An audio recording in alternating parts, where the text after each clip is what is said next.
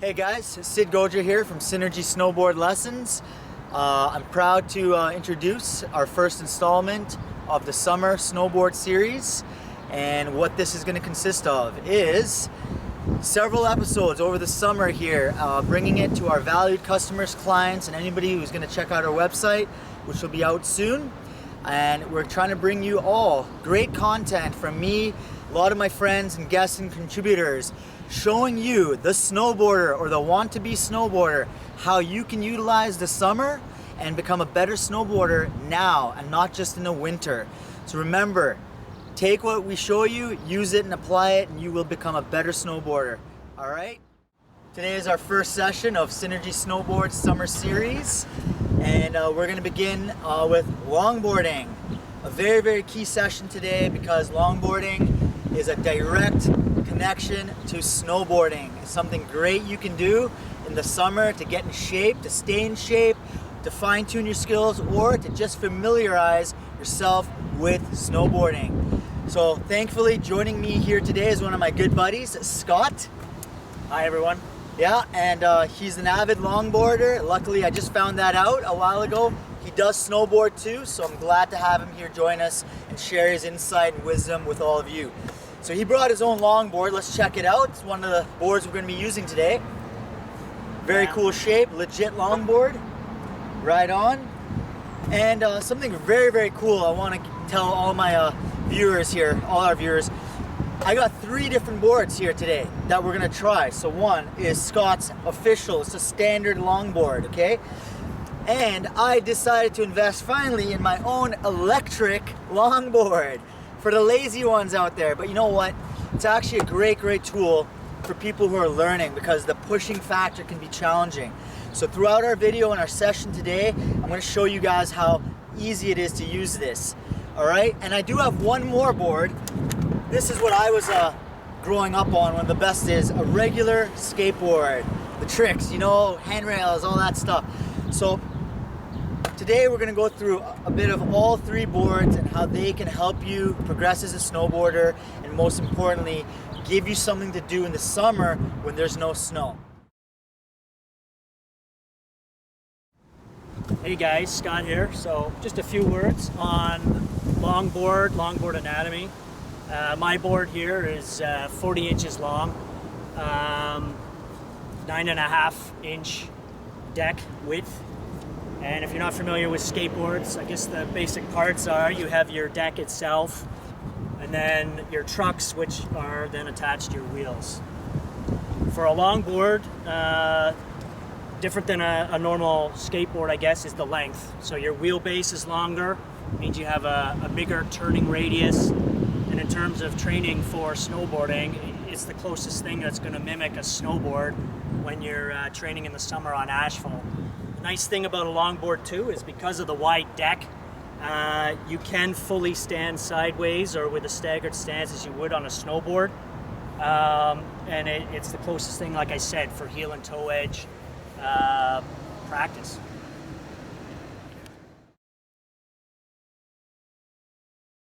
Very important thing I want all of you guys to know and make sure you do. Skateboarding, snowboarding, or any action sport requires you to be safe at all times. Synergy snowboarding, 3 primaries: safety, control, and progression. So as you see, we got our helmets here. Always got to wear a helmet as your #1 thing because you got to protect your noggin. If you can't think, you can't do. Now what I would like to recommend today, we are both very advanced riders. We're not going to implement this for our own purposes. It's okay. But for any of you, if it's your first time, we highly suggest, recommend getting wrist guards, knee pads, and even a butt pad if you need. For anybody that's taken lessons with me in snowboarding, you know that you always have that stuff. So super fun. All right? Okay, we're going to begin our session very soon, but there's one element that we have not gone over yet: safety. Now, Synergy Snowboards, as any of you who have taken a lesson from me in the past know, my 3 main keys are safety, control, and progression. So like any action sport, whether it be just going for a bike ride, you should always have a helmet. Now these are perfect helmets we just grabbed a while ago, always safe. If you can't think, you can't do. What else do we need, Scott? Well, we won't be wearing them today, but wrist guards are usually a good thing, elbow pads, and knee pads. As well, wearing a good flat-soled shoe will help you with snowboarding, or at least skateboarding as well. Yeah, your shoe is important because just like snowboarding, as I've taught a lot of people, that's your number one connection to the board, right? So if you're sliding around or you don't feel comfortable or you don't have good ankle support as a beginner longboarder or skateboarder, it can really affect your stance and ultimately your progression.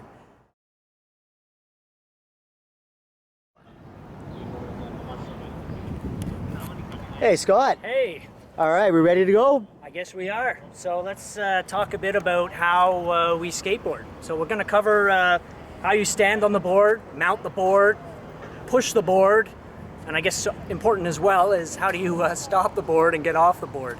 Definitely. So one of the first things to figure out, I guess, would be whether you ride regular or goofy. So if you haven't snowboarded or skateboarded before, you're probably saying, what is that?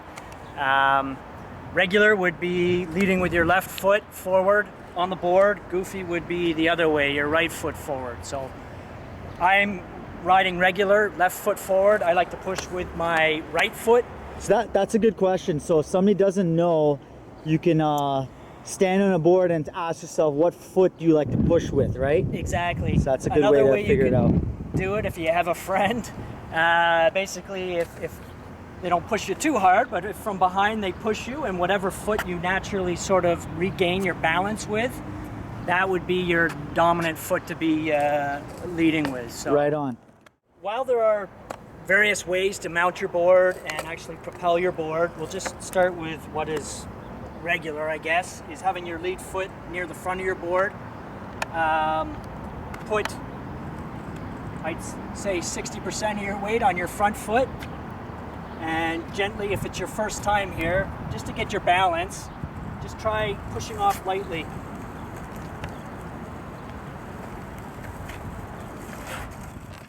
So once you have the basics of mounting your board and how to do a basic push off, the next step is to become more comfortable with having a powerful push. So to practice that without even getting on your board, the movement would be balancing on your non-pushing leg, and just think of reaching forward and bringing your leg back. And this is a good balance exercise just to get used to that motion. You'll notice my foot is not coming down flat with my heel. I'm actually leading with my toe, just like you would if you were running. So toe and then push. How important is balancing and bending your body while pushing?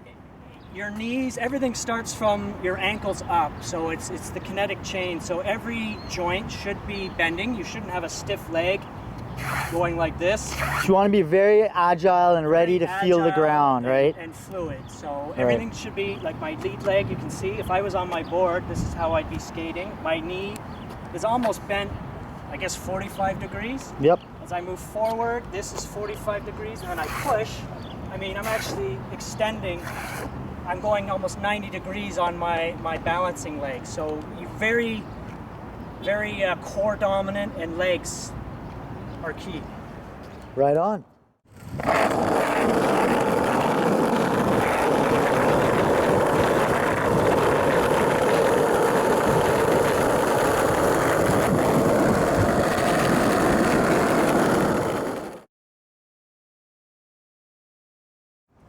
All right, guys, you got some great information there and your beginner intro lesson specifically from Scott. Now here's my good friend Jonathan Tolchinsky.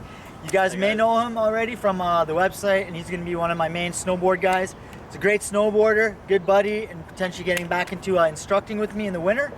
But this is his first time longboarding. So for you, the viewers, you get to also be part of this and see how JT implements what Scott just talked about. So I'm going to pass it over to JT, and I wanted to also say, for all of you that are learning, wearing gloves is a great thing too. It'll protect your hands, and just picking up a longboard or a skateboard, this grip tape that can just scrape off your hands. So gloves is great, and you look cool. You look cool. Johnny, are you excited? Anything you want to say to the camera? Yeah, I kind of messed around with the board slightly in the background a bit before, but yeah, just looking forward. It's different without bindings, bumpiness. I mean, it's not snow; it's you know, rough surfaces. So looking forward to see how well I balance out now. All right, we'll get some feedback from Johnny, being a good snowboarder, but his first time trying longboarding. Here we go. Hey guys, Scott here and JT. So we're going to do a quick lesson here for JT on his first time on a longboard. So we already know that JT rides regular, so that's going to be left foot leading, pushing right foot. And yeah, so we'll just work on getting him mounting on the board and pushing. Let's do it. So JT, if you, yeah, put your front foot forward, lead, yeah, and just start with just a gentle push, and then put your back foot on the backboard there. You don't have to push hard, just get a sense of your balance. Look at that. So Scott, just quick thing after like my first like kind of first glide, if you want to call it that way. Yeah. So if I want to transition properly, like what would be a good thing? Like, do I keep my front foot like anchored, or what's the best way to transition between the stance if I'm going for like a longer glide? Good question. There's nothing stopping you from leaving your lead foot in line with the board. You can ride almost like a T stance with your lead foot forward, your back foot perpendicular. And in that position, you can still steer using your back foot, like heel-toe edge. Okay. And then that allows you to still move back into a pushing routine. But if you know you're going to be gliding for a while, like going down a hill, or you're going to do some serious carving, then once you've finished your pushing sequence and have your back foot on your board, just put a little bit more of your weight on your back so that you can then just simply lift your foot or pivot your foot. So now both feet are parallel like you'd be on a snowboard. So there's no real right or wrong way to ride the board. I mean, you can do both. Whenever you feel comfortable making that transition, just move that front foot. Okay, give it a shot.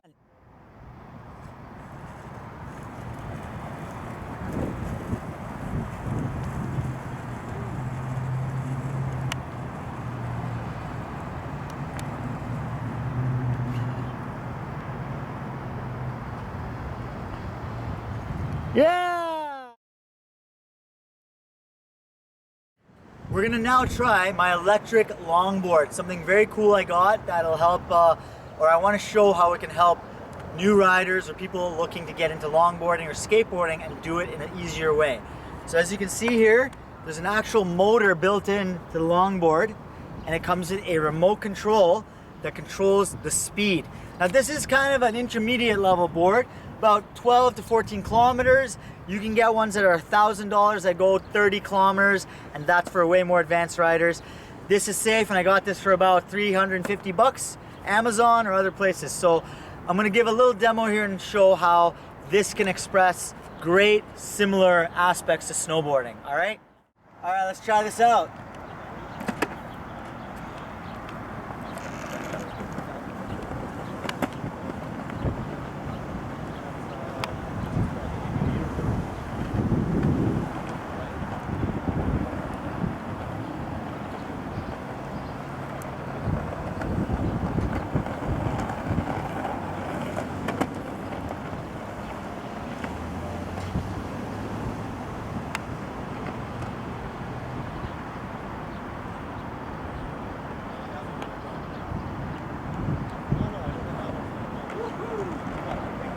And I can stop. So it allows you to stop, which is crazy. Okay guys, so as you saw, that was pretty cool. I thought it was pretty cool. I never thought it'd be on an electric board because I wasn't into those things, but being an instructor for snowboarding, I think this is one of the best tools anybody can get or invest in. So as you can see, when I'm riding, I was carving, actually getting a feel of what it's like snowboarding. I don't have an edge, but I got wheels and trucks that allowed me to rotate and get that whole balance. So the biggest thing that I can tell you guys from a snowboarder's perspective is this gives you that feel and ability to lean over your board, okay? And as a learner snowboarder, This is gonna A, give you that comfort leaning over, and number two, give you some understanding of your own flexibility, mobility, and most importantly, stability. Now I was going pretty fast there actually. It's going about 12, 13 kilometers. You don't have to go that fast when you start. You don't even have to use the electric function. You can just go like Scott Sport. But like I was saying, the ability to do this in the summer is unparamount. It allows you to get a feel, and most importantly also, standing sideways on a board, that's just like snowboarding. Yeah, you don't have bindings, but you have the ability to feel that little bit of speed and rush.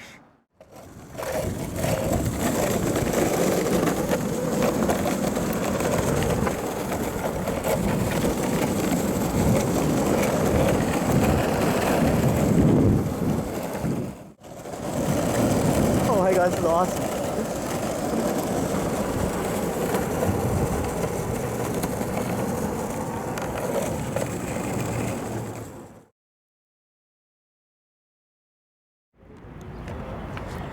Hey everyone. So once you've mastered the basics of mounting your board and propelling your board, obviously stopping is important. So unlike a snowboard where you have your edges that can help you scrub speed or actually stop, things are a bit different on a skateboard. We're going to cover that now.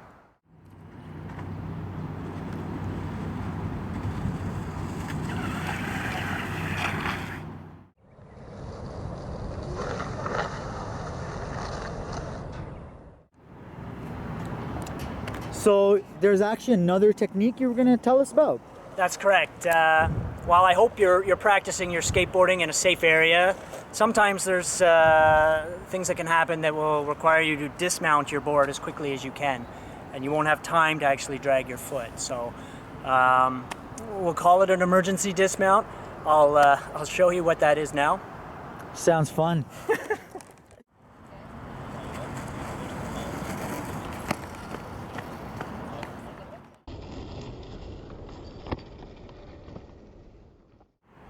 Okay guys, thank you so much. This was the intro class. As you can see, we're practicing some social distancing. Good meter, 2 meters of our boards between us. I wanted to ask both JT and Scott, what did you learn today? How to not fall off a longboard. Okay, Scott. How important, I guess, balance and just focusing on the basics are. You forget until you're actually trying to teach someone else the things you sort of naturally do and you don't think about. That's true. Safety today was a key thing. As you saw, our helmets, using the right gear, learning how to stop, learning how to dismount if you get into a rougher situation. And you got the whole intro of Scott teaching JT on how to actually get on a longboard truly today for the first time. Just want to say from Synergy today for our beginner class, thank you to Scott and JT, and I hope you guys get into longboarding, and I'll definitely see you guys on the hill. Social distancing, social distancing. Thank you. See you on the slopes.